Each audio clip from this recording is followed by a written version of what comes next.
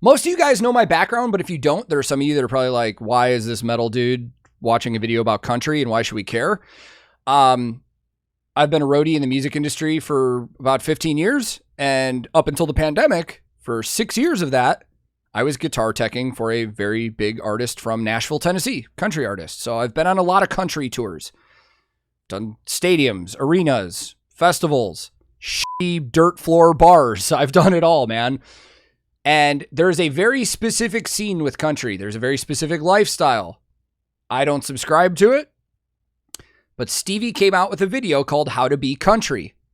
And I figured this might be interesting to check out. So, without wasting any more time, let's see what Stevie T is going to teach us about being country. Hello, I'm Stevie T. Some of you may know me. And today I'm going to teach you how to be country music, superior genre. Now, one of the most important aspects of country music is country music image. And the traditional image of country music has changed throughout the years, with modern artists incorporating a lot more black into their getup. Of course, black being more associated with metal music. However, metal music is inferior genre. So here is the formula for country music image. You start off with your power metal image. Yeah! Then you take your wig, chuck it in the bucket, replace with cowboy hat.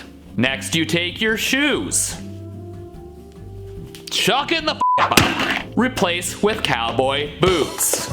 Congratulations, you have now successfully country music. I'll stop doing that. Now, one of the reasons why... Really quick, it's actually funny because there's actually a lot of accuracy to that, believe it or not. I'll use Morgan Wallen as an example again. His first tour I ever saw him on was opening for the tour I was on when he had just gotten off The Voice. And he had a rock star image. He had long flowy hair, leather jacket, black jeans, and it didn't work. Guess what he looks like now? He has a fucking mullet and all he does is wear cut-off flannels. So, yeah. I mean, these bands will absolutely change their image when it doesn't work. And the funny thing is that shit happened overnight and it's like nobody noticed. I was like, am I the only person in this industry that remembers him trying to look like a rock star? Yeah, he looks exactly like Larry the Cable Guy.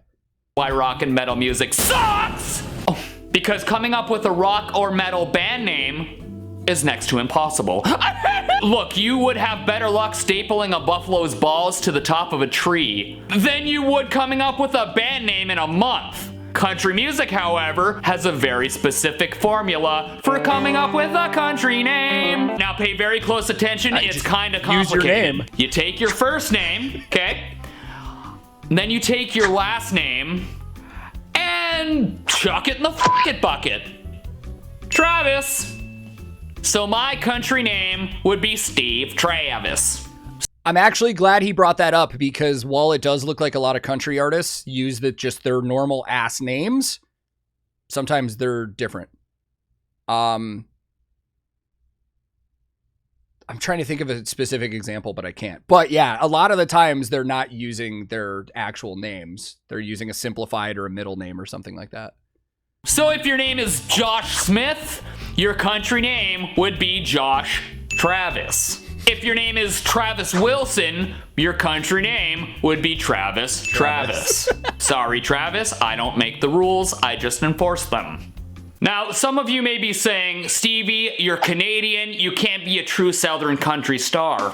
Well, I say phooey, because with the help from today's sponsors, NordVPN, I can simply change my location to Check it out. He's getting paid for that. I'm not. We're skipping NordVPN. Okay.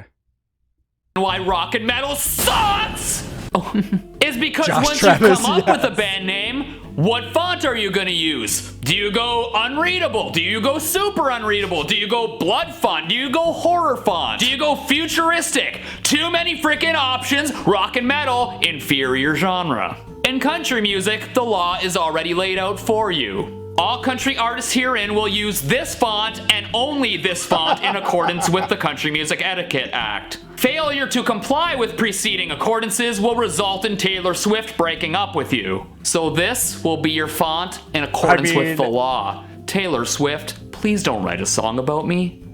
Oh, right! Another reason why rock and metal music sucks! They just... I'm actually very impressed with how accurate this video is so far from him. It's spot on, dude. Like, there are so many bands I've toured with that use that same font for all of their stuff. Just have way too many performance stances or performance moves to choose from. Do you want to do the jump? Do you want to do the power stance, the windmill, the headbang, the windmill picking, the power slide, the hippity hoppity, the spinneroo? It's just not consistent, signs of an inferior genre. Country music has only one and needs only one performance stance. In country music, we call it the gumbo thrust. Raise that guitar, lean back your gumbo chops, thrust, guitar, thrust. I am superior country superstar, superior genre. Taylor Swift ain't breaking up with this. Taylor Swift ain't writing a song about this. Superior genre. Now that we haven't, I'll stop with the accent. Now we have to address the singing. Now country singing is all about their performance. And the technique that I find helps me sing country vocals is the rain technique. Rain, rain, rain. Because what rain does is it prepares your mouth for country vocals. Every word you sing, you want to imagine you're saying rain. You want to take your vocals from here to rain. Rain. Just practice saying rain at first. Rain, rain, rain, rain, rain. So what's the weather supposed to be like tomorrow? Rain. And another... Dude, I mean, for those of you that were here 10 minutes ago, we just listened to the top 10 country songs on country radio. All of them sound like that. Again, fucking very spot on. Important part of country music singing is you don't want a wide vocal range. You want to stay somewhere within the 2 semitone range. Some country singers may sing down here like this. Mid-range country singers sing right here. High-range country singers sing right here. You're never gonna see one go, country music. Some rock singers have a vocal range of many octaves. That we call in country music compensating for a small hog. Steve, can I borrow a... Oh, howdy. I'm Steve Travis. What is wrong with you? How do you reckon? Can I borrow this Bluetooth speaker? Absolutely not, you ugly gizzard. What in tarnation? You get back over here. Get back here, you rootin', scootin', skinny, skadootin', no good. He's got a big ass porch. That's right, go on now, get. What good are you? What good are you? Good for nothing wild hog. The funniest part about voices in country to me was always talking to some of these artists off stage and then hearing what they sound like when they get on stage and start talking to the crowd and singing and stuff. Because there are a lot of these people I've toured with that they just sound normal as fuck. And then they get on stage and they fucking rain. It's I want to know if he actually like gets into country or he did like a lot of good research for this video. Because I'm honestly impressed. I expected to sit here and shit on a lot of stuff he was talking about because I've toured in country and I'm the expert. This is pretty spot on so far. Hey, maybe it is his parents' house. Maybe he bought his parents' house for him. Fucking YouTube money. Well, I suppose all that's left now is writing ourselves a country song. Now, the laws for country songs are very strict. Every country song has to follow this chord progression. 1, 2, 3, 4. Now, you can do it in whatever key you want, but it has to be those 4 chords. And you are also required by law to do this. At the end of the chorus, all the instruments hold, you say the name of the song, move on. Required by law. Taylor Swift will be pissed. So for example, let's say our country song is called Cowboy Boots and Beers. So we would have this. Do our chorus. Here's a chorus about my big red boots. Here's a chorus about my big red truck. My wife broke up with me. What a devil woman. Cowboy boots and beers. I would have held it on the note earlier, but that's just note, me. None of this shredding bullshit. None of this. Anyone who shreds on guitar like this is compensating for small hog. Well, Okay. all that's left to do. That's the first part I will actually disagree with, because most, if not of all the actual band members for country artists I've toured with, are some of the most phenomenal musicians I've ever seen. A lot of them actually are metalheads. You know, when people go to country shows, they're going for the person whose name is on the marquee. So, for example, when I worked for Dustin Lynch, everybody's going to see Dustin. The diehard fans might know who his band members are, but everybody's going to see Dustin. Now, on the records, you'll never hear that stuff. But live, you hear it all the time. All the time, dude. Squivoil says they can play, but they don't. In a live setting, they do. Most of these artists will let their band members just go off when they play live. I've seen it almost every single night when I was touring. But on the record, tame as f***. Also, a lot of the touring band members in countries don't record on the albums. They use session musicians, so it just gets done really quick. Dude, in the country touring world, the musicians that are on stage with the artists are basically one step above roadies. They're all just salaried musicians that can get fired at any time. They have no ownership of the band at all. They're just found to be good players, and that's it. So live, I've seen my fair share of shredding. Like Luke Bryan's guitar player has a full stack of Black Star amps and plays PRS guitars and just shreds his face off. So in a live setting, these guys do shred. Now is to put together everything we've learned into a music video. I hope you all enjoy it. You better done hit that subscribe button or I'm gonna be darn pissed. And always remember, gumbo chops.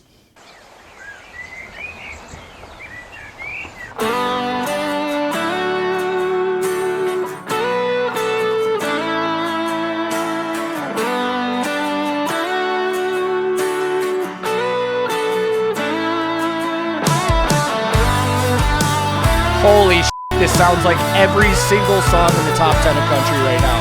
Indistinguishable.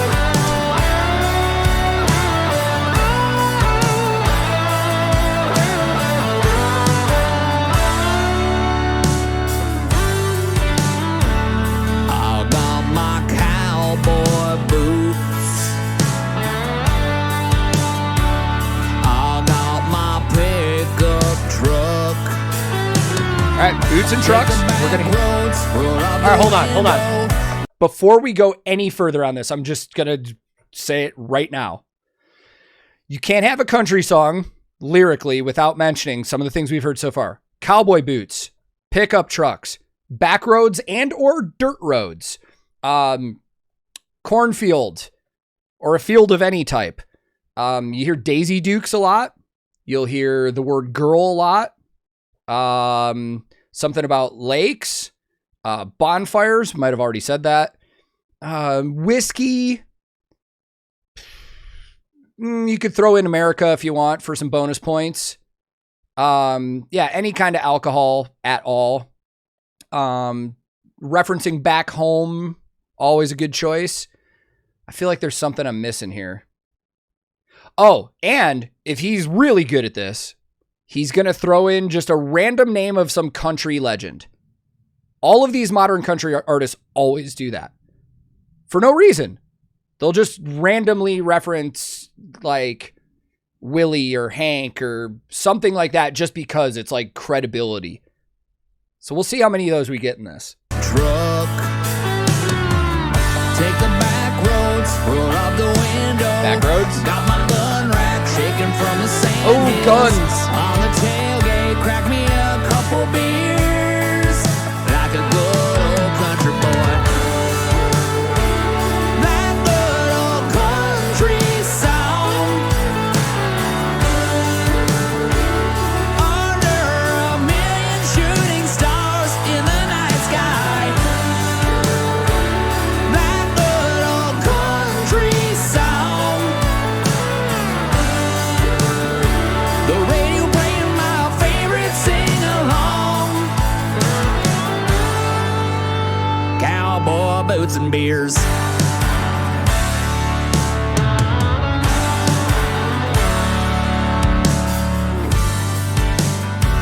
It sounds exactly like the songs we heard earlier. 2 divorces. The last one took my favorite horses. Take the back roads, roll up the window. Got my windshield covered from the sand dunes. On the tailgate, crack me a couple beers. Rain, rain, rainy rain. That good old country song. Under a million shooting stars in the night sky. That good old country song. The radio playing my favorite sing-along.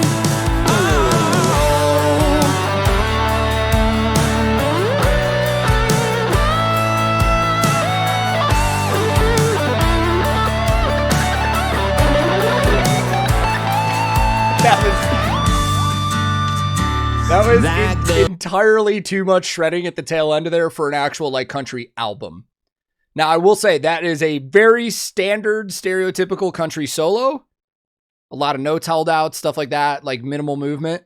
In a live setting, though, like I said, some of those guys would go off a little. Good old country song. Under a million shooting stars. That good old country song. Under a million shooting stars in the night sky. That good old country song. That good old country song. Come and sing along. I'm going to talk about that in a second. Cowboy boots and beers. All right. So in chat, it says he should sell that song. One of the points I was actually going to make in a second. I know he did this for a YouTube video and for fun and stuff like that, but I fucking kid you not, he could get publishing on that and sell that to somebody in Nashville and it would be huge. I'm not just saying that. Like, from all my time spent in the country music industry, he couldn't sell the song as is. Vocals would not do well because it obviously sounds funny. I could see him selling that song to like a big name Nashville country artist and it actually fucking being huge. So I highly doubt he'll ever see it, but Stevie, if you ever do see this video, if we wind up posting it, no joke, dude, start writing for fucking Nashville country, dude, because you could make millions just writing shit like that. And a lot of people do, man. One of the biggest writers in Nashville right now is a guy named Kyle Fishman. Tons of number ones. He used to be in a deathcore band called the Molotov Solution. And now he lives in Nashville and writes songs like that for country singers. Because a lot of these singers don't write their own music. Like, when I was working for Dustin, his first 6 number ones he ever had, no writing credit. It took like 7 singles for him to finally have one of his singles that he had writing credit on. Because country music, to me, in my opinion, is more of a corporation than anything. They're just cranking out singles. They don't care about album sales.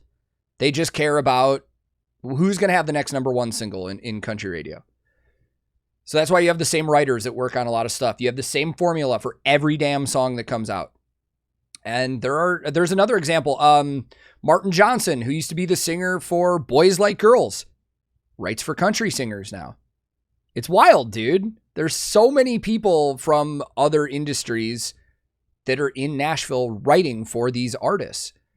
And a lot of the times when these artists do write their own songs, they don't perform it. They give the publishing to another artist that they think would do it better. So a lot of these country artists write songs for their friends and shit. Because like Dustin has writing credits that were huge songs for stuff that he never performed. At the end of the day, in my opinion, country, especially with the image and the marketing and the singer that's singing it, they don't care about who writes the music and who's good at writing songs and stuff like that in terms of the artist. They just want the best looking person with the voice that they think is going to sell the song the best. That's what country music is. So I don't know. I'm very impressed with that video, to be honest. Obviously, I know that it was meant for humor, but I thought he was spot on with everything. And it's funny because he's Canadian, but like, I don't know if a lot of people knew this, but country, huge in Canada, dude. Especially out in Alberta. Some of the biggest festivals I've ever done were like Country Thunder in Alberta and like the Stampede in Calgary and shit, man. Anyways, don't know if this will make it on YouTube ever. I'll probably get a copyright claim from Stevie for using his video or something like that. I don't know the guy. I'm just thinking about what could happen. But if it winds up on YouTube and you guys watch this there, thank you for watching. If you ever want to jump on Twitch where we check out stuff like this from time to time and do reactions and stuff like that, you can find me at twitch.tv/TankTheTech. But until next time, wherever you are in the world, be safe, be kind to each other, and see y'all very soon.